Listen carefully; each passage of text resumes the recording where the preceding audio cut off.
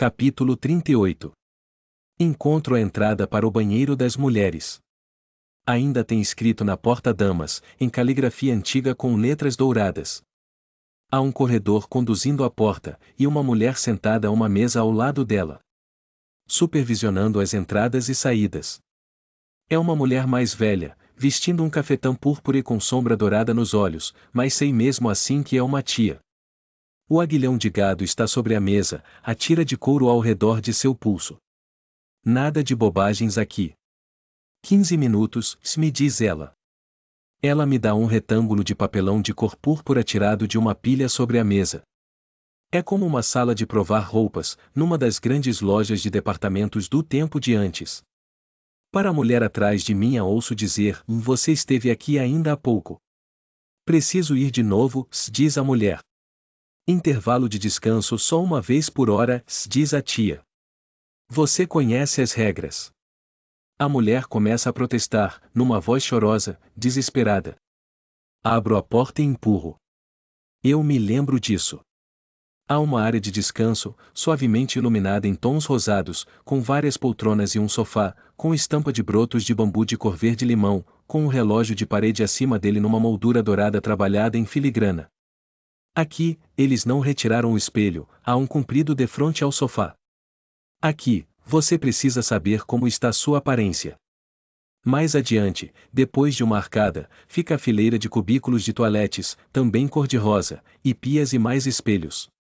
Várias mulheres estão sentadas nas cadeiras e no sofá, descalças, fumando.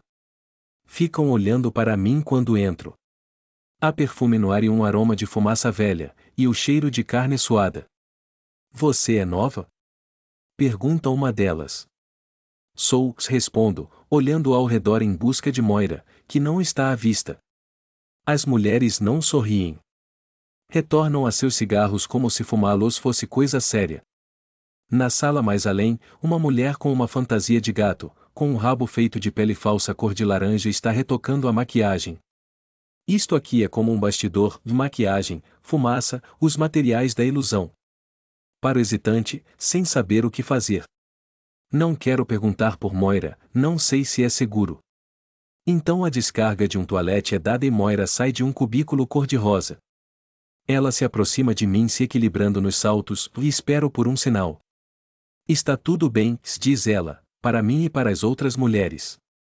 Eu a conheço. As outras agora sorriem, e Moira me abraça. Meus braços a envolvem, as barbatanas sustentando seus seios me espetam o peito. Nós nos beijamos, numa face e depois na outra. Então recuamos um passo. Deus, mas que horror, diz ela. Sorri para mim. Você parece a prostituta da Babilônia. Não é isso mesmo que devo parecer? Pergunto. Você parece com alguma coisa que o gato trouxe para dentro de casa. É mesmo, diz ela, puxando o decote, não faz o meu estilo e esta coisa está a ponto de se desmanchar em farrapos. Gostaria que arranjassem alguém que soubesse fazê-las. Então poderia conseguir alguma coisa decente. Você escolheu isso? Digo. Pergunto-me se ela terá escolhido aquela fantasia entre as outras, porque é menos espalhafatosa. Pelo menos é apenas preta e branca. Que diabo, não, diz ela. É material de distribuição do governo. Imagino que tenham pensado que combinava comigo. Ainda não consigo acreditar que é ela. Toco em seu braço de novo. Então começo a chorar. Não faça isso, diz ela. Seus olhos vão ficar borrados. De qualquer maneira, não há tempo. Cheguem para lá, ela diz para as duas outras mulheres no sofá, em seu tom imperioso, duro e sem rodeios habitual, e como de hábito, consegue o que quer, sem problema. De qualquer maneira meu intervalo acabou, diz uma mulher, que está usando uma fantasia de viúva alegre com um espartilho azul bebê fechado por cordões e meias brancas. Ela se levanta e me dá um aperto de mão. Bem-vinda, diz ela. A outra mulher de boa vontade se afasta para o canto e Moira e eu nos sentamos. A primeira coisa que fazemos é tirar os sapatos. Que diabo está fazendo aqui? Diz Moira então. Não que não seja maravilhoso ver você. Mas não é tão maravilhoso para você. Que foi que fez de errado? Riu do pau dele? Levanta os olhos para o teto. Não tem microfones? Pergunto. Com cuidado, enxugo as lágrimas ao redor de meus olhos com as pontas dos dedos. Saem borrados de preto. Provavelmente, diz Moira. Quer um cigarro? Adoraria, respondo. Aqui, diz ela para a mulher a seu lado. Me arranje um, está bem? A mulher lhe dá um cigarro, sem reclamar. Moira ainda é uma filante de talento. Sorriu ao ver isso. Por outro lado, poderia não ter, diz Moira. Não consigo imaginar que possam se interessar por qualquer coisa que tenhamos a dizer. Já ouviram a maior parte do que queriam, e ninguém sai daqui exceto numa caminhonete preta. Mas você deve saber disso, se está aqui. Puxo a cabeça dela para mim de modo que possa cochichar em seu ouvido. Sou temporária, digo-lhe. É só por esta noite que estou aqui. Não deveria de forma alguma estar. Ele me fez entrar às escondidas. Quem? Sussurra ela em resposta. Aquele merda com quem você está, ele é o pior. Ele é meu comandante, digo. Ela assente. Alguns deles fazem isso, têm prazer nisso. É como trepar no altar ou coisa parecida, e a sua turma deve ser de receptáculos tão castos. Eles gostam de ver você toda pintada. É só mais uma demonstração de poder nojenta. Esta interpretação não havia me ocorrido. Eu a aplico ao comandante, mas parece simples demais para ele, crua demais. Certamente as motivações dele são mais delicadas que isso. Mas pode ser apenas vaidade que me leva a pensar assim. Não nos resta muito tempo, digo. Conte-me tudo. Moira dá de ombros. De que adianta? Diz ela. Mas sabe que adianta alguma coisa, de modo que me conta. Isto é o que ela diz, sussurra, mais ou menos. Não consigo me lembrar com exatidão, porque não tive meio de escrevê-lo. Completei o relato para ela o máximo que pude e não tínhamos muito tempo de modo que ela me deu apenas as linhas gerais. Além disso também me contou em 2 sessões, conseguimos ter mais um intervalo juntas. Tentei fazer com que soasse ao seu jeito tanto quanto pude. É uma maneira de mantê-la viva. Deixei aquela bruxa velha da tia Elizabeth amarrada como um peru de Natal atrás da fornalha. Eu queria matá-la, realmente tive muita vontade, mas agora estou bem satisfeita por não ter feito isso, caso contrário as coisas teriam sido muito piores para mim. Não consegui acreditar e... como foi fácil sair do centro. Vestindo aquele uniforme marrom, apenas saí andando e segui adiante como se soubesse para onde estava indo, até estar fora do raio de visão. Não tinha nenhum grande plano ou não foi uma coisa organizada, como eles pensaram, embora quando estavam tentando arrancar a história de mim eu tenha inventado uma porção de coisas. Você faz isso quando eles usam os eletrodos e as outras coisas. Você não se importa com o que diz. Mantive meus ombros retos para trás e o queixo levantado e segui marchando, tentando pensar o que faria a seguir. Quando eles desmantelaram a imprensa, prenderam muitas das mulheres que eu conhecia, e imaginei que, muito provavelmente, teriam apanhado o resto àquela altura. Tinha certeza de que tinham uma lista.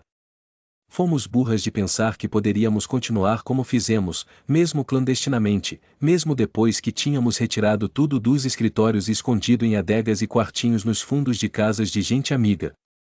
De modo que sabia que não deveria nem tentar nenhuma daquelas casas. Eu tinha alguma ideia de onde estava com relação à cidade, embora estivesse andando por uma rua que não conseguia me lembrar de ter visto antes. Mas calculei pelo sol onde ficava o norte. Ter sido escoteira afinal serviu para alguma coisa. Achei que bem que poderia rumar naquela direção, ver se conseguia encontrar o pátio ou a praça ou alguma coisa ao redor. Então eu saberia com certeza onde estava. Também pensei que ficaria melhor para mim estar seguindo em direção ao centro das coisas, em vez de me afastando. Pareceria mais plausível. Eles tinham montado mais postos de controle enquanto estávamos internadas no centro, estavam por toda parte. O primeiro quase me fez borrar de medo. Dei com ele de repente ao dobrar uma esquina. Sabia que despertaria suspeitas se desse meia volta bem na cara deles e voltasse por onde tinha vindo, de modo que arrisquei blefar para passar como tinha feito no portão, fazendo aquela carranca de cara amarrada e me mantendo rígida e franzindo os lábios, e olhando para eles como se não estivessem ali, como se fossem feridas pustulentas. Você sabe a expressão que as tias fazem quando dizem a palavra homem. Funcionou como mágica, e depois nos outros postos de controle também. Mas os miolos em minha cabeça estavam a pleno vapor. Eu sabia que só tinha um tempo limitado, antes que encontrassem a bruxa velha e dessem o alarme. Dentro de pouco tempo estariam procurando por mim, uma falsa tia, andando a pé. Tentei pensar em alguém, passei e repassei todas as pessoas que conhecia. Afinal tentei lembrar o que podia sobre a nossa lista de correspondência. Tínhamos destruído a lista, é claro, logo no início, ou não a destruímos, a dividimos entre nós e cada uma memorizou uma seção, e depois a destruímos. Ainda estávamos usando cartas nessa época, mas não punhamos mais nosso logotipo nos envelopes. Estava ficando arriscado demais. De modo que tentei me lembrar da minha parte da lista. Não vou lhe contar o nome que escolhi, porque não quero que eles tenham problemas, se é que já não tiveram. É possível que eu tenha contado tudo isso, é difícil lembrar o que você diz quando estão fazendo aquilo. Você é capaz de dizer qualquer coisa. Eu os escolhi porque eram um casal bem casado, e estes eram mais seguros que qualquer pessoa solteira e especialmente qualquer um que fosse gay. Também me lembrei da indicação ao lado do nome deles. Que, dizia, o que significava que eram quakers. Incluíamos uma indicação da fé religiosa ao lado dos nomes, se houvesse alguma, para as passeatas. Dessa maneira você sabia quem poderia aparecer para o quê. Não adiantava convocar os CS para passeatas a favor do aborto, por exemplo, ou não que tivéssemos feito muitas dessas naqueles últimos tempos. Lembrei-me do endereço deles, também. Tínhamos testado umas às outras com relação aos endereços, era importante lembrá-los exatamente, com CEP e tudo. Àquela altura eu tinha chegado à Avenida Més e sabia onde estava. E sabia também onde ficava a casa deles. Agora estava me preocupando com outra coisa, quando aquelas pessoas vissem uma tia subindo pela entrada, simplesmente não trancariam a porta e fingiriam não estar em casa. Mas eu tinha que tentar de qualquer maneira, era a minha única chance. Calculei que provavelmente não fossem atirar em mim. Eram cerca de 5 horas naquele momento. Estava cansada de andar, especialmente daquele jeito das tias, como um maldito soldado, com uma vara enfiada no rabo, e não tinha comido nada desde o desjejum. O que eu não sabia, é claro, era que naqueles primeiros tempos as tias e mesmo o centro não eram de conhecimento público. Era tudo secreto inicialmente, por trás de cercas de arame farpado. Poderiam ter havido objeções ao que estavam fazendo, mesmo então. De maneira que embora as pessoas tivessem visto uma tia aqui e ali, não sabiam para que elas serviam realmente. Devem ter pensado que fossem algum tipo de enfermeira do exército. As pessoas já haviam parado de fazer perguntas, a menos que de fato precisassem. De modo que essas pessoas me deixaram entrar imediatamente. Foi a mulher quem atendeu à porta. Disse-lhe que estava encarregada de fazer um questionário. Fiz isso para que ela não demonstrasse surpresa, caso alguém estivesse observando. Mas assim que entrei e a porta fechou, tirei o pano da cabeça e contei a eles quem eu era. Poderiam ter ligado para a polícia ou sei lá o que, sei que estava me arriscando, mas como disse não havia nenhuma escolha. De qualquer maneira não fizeram isso. Deram-me algumas roupas, um vestido dela, e queimaram o uniforme de tia e o passe na fornalha, sabiam o que precisava ser feito imediatamente. Não lhes agradava me ter ali, isso ficou bem claro, os deixava muito nervosos. Tinham 2 crianças pequenas, ambas com menos de 7 anos. Eu podia entender o ponto de vista deles. Fui ao banheiro, que alívio foi isso. Uma banheira cheia de peixes de plástico e assim por diante. Então fiquei sentada no andar de cima, no quarto das crianças, brinquei com elas e com os blocos de plástico, enquanto seus pais ficavam no andar de baixo e decidiam o que fazer a meu respeito. Não estava mais com medo, na verdade, estava me sentindo bastante bem. Fatalista, você poderia dizer. Então a mulher me fez um sanduíche e uma xícara de café e o homem disse que me levaria para outra casa. Não tinham arriscado telefonar antes. A outra casa também era de quakers, e chegar a eles foi tirar a sorte grande, porque eram uma estação na estrada feminina clandestina. Depois que o primeiro homem foi embora, disseram que iriam tentar me tirar do país.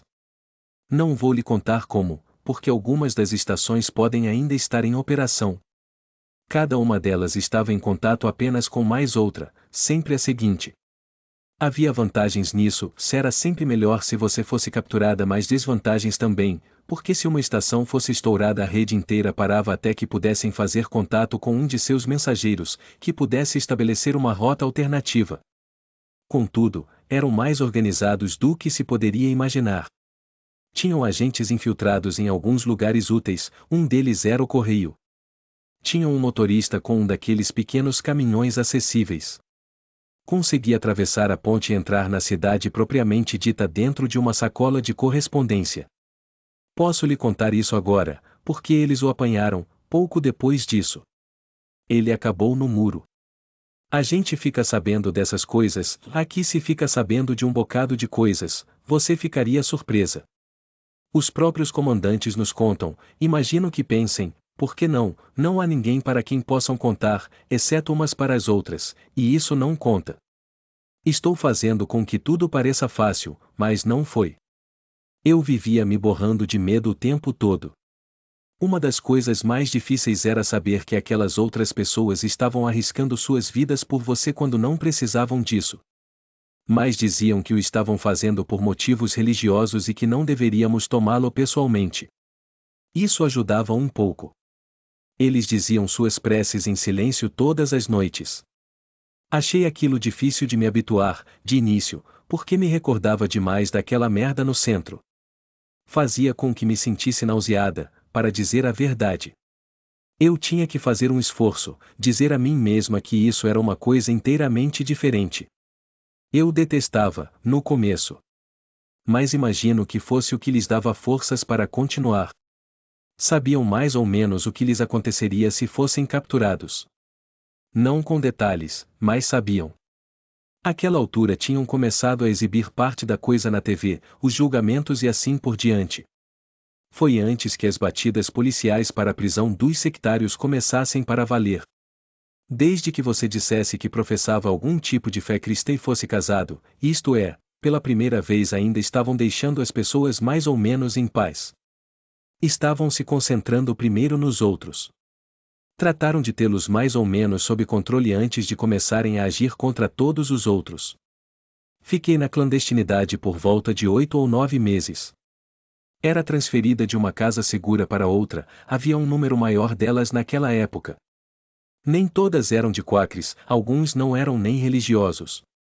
Eram apenas pessoas que não gostavam da maneira como as coisas estavam evoluindo. Quase consegui sair. Eles conseguiram me levar até Salem, então embarquei num caminhão carregado de galinhas para o Maine. Quase vomitei por causa do cheiro. Você alguma vez pensou em como seria ser cagada por um monte de galinhas, todas elas enjoadas por causa do movimento do caminhão? Eles estavam planejando me fazer atravessar a fronteira ali, não de carro ou de caminhão, isso já havia se tornado difícil demais, mas de barco, subindo pela costa. Não fiquei sabendo até a noite em que seria feito, nunca lhe contavam o próximo passo até quase imediatamente antes de estar acontecendo. Eram cuidadosos com isso. De modo que não sei o que aconteceu. Talvez alguém tenha ficado com medo e desistido na última hora, ou alguém de fora desconfiou. Ou talvez até tenha sido o barco, talvez tenham pensado que aquele sujeito andava saindo demais à noite com seu barco. Àquela altura devia haver olhos por todos os cantos naquela área e em todos os outros lugares perto da fronteira. Não importa o que tenha sido, o fato é que nos apanharam justo quando íamos saindo pela porta dos fundos para ir para o embarcadouro.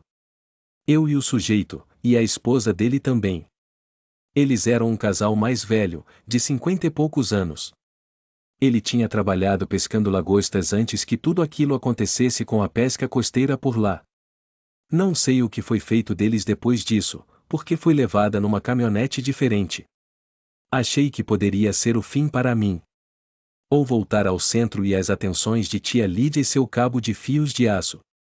Ela tinha prazer naquilo, você sabe.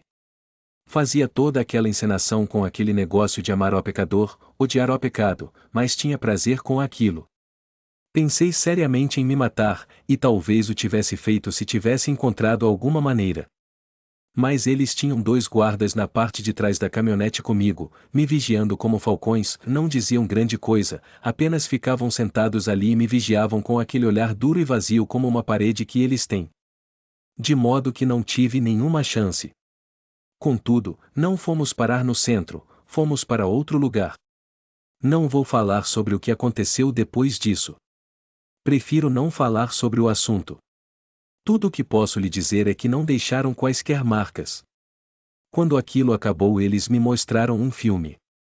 Sabe a respeito de que era? Era sobre a vida nas colônias. Nas colônias as pessoas passam o tempo fazendo limpeza. Atualmente a limpeza é muito importante para eles. Por vezes são apenas cadáveres, depois de uma batalha. Os dos que vivem nos guetos das cidades são os piores, são deixados expostos aos elementos por mais tempo e ficam mais decompostos. Essa turma não gosta de corpos de gente morta abandonados por aí, tem medo de uma praga ou coisa parecida. De modo que as mulheres nas colônias por lá cuidam de queimá-los. As outras colônias, contudo, são piores, há os depósitos de lixo tóxico e a radiação resultante de derramamentos de substâncias radioativas. Nessas, eles calculam que você tenha 3 anos no máximo, antes que sua pele se despregue e saia como luvas de borracha. Não se dão ao trabalho de lhe dar muito o que comer, ou de lhe dar trajes de proteção ou coisa nenhuma, é mais barato não fazê-lo.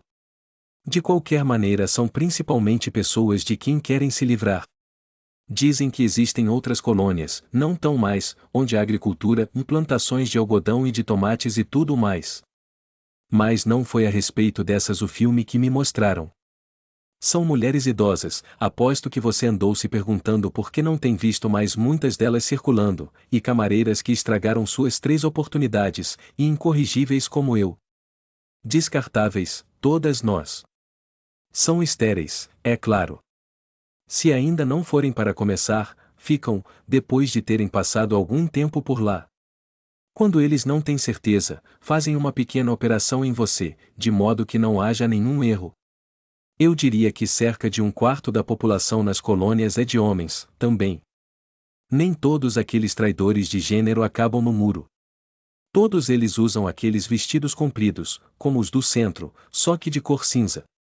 As mulheres e os homens também, a julgar pelas fotografias de grupos.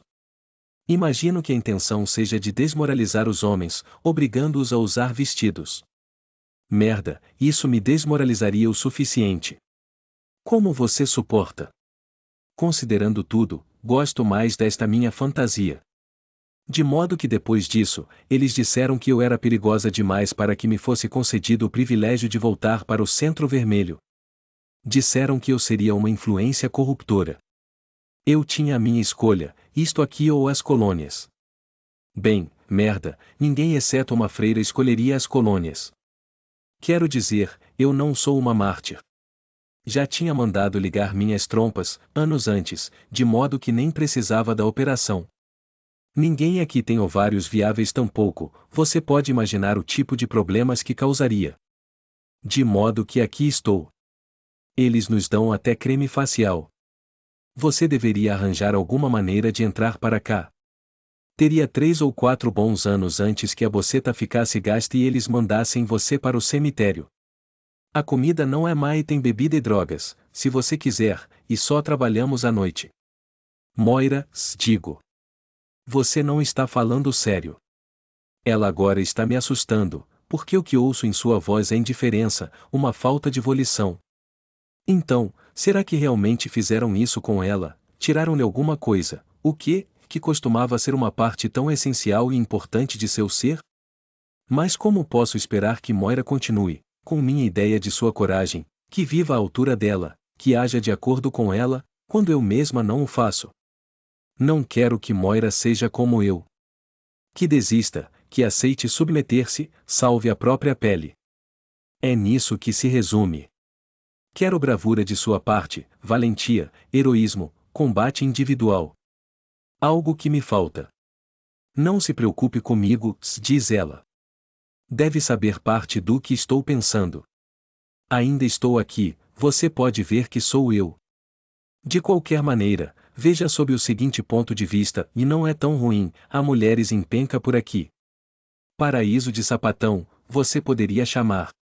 Agora ela está caçoando, mostrando alguma energia, e me sinto melhor. Eles deixam vocês ficarem juntas? Pergunto. Se deixam, que diabo, eles encorajam. Sabe como chamam este lugar, entre eles? A casa de Jezebel. As tias acham que estamos todas condenadas ao inferno de qualquer maneira, desistiram de nós, de modo que não importa que tipo de vício tenhamos, e os comandantes estão pouco se lixando com o que façamos em nossas horas de folga. Em todo caso, o fato é que mulher com mulher, digamos, lhes dá tesão. E quanto às outras? Pergunto. Pense da seguinte maneira, diz ela, elas não gostam muito de homens. Moira dá de ombros de novo. Poderia ser resignação. Aqui está o que eu gostaria de contar. Gostaria de contar uma história sobre como Moira escapou, para sempre dessa vez. Ou se não pudesse contar isso, gostaria de dizer que ela explodiu a casa de Jezebel, com 50 comandantes dentro. Gostaria que ela acabasse com alguma coisa ousada e espetacular, um afrontoso ultraje, algo que fosse adequado para ela. Mas até onde sei, isso não aconteceu, porque nunca mais voltei a vê-la.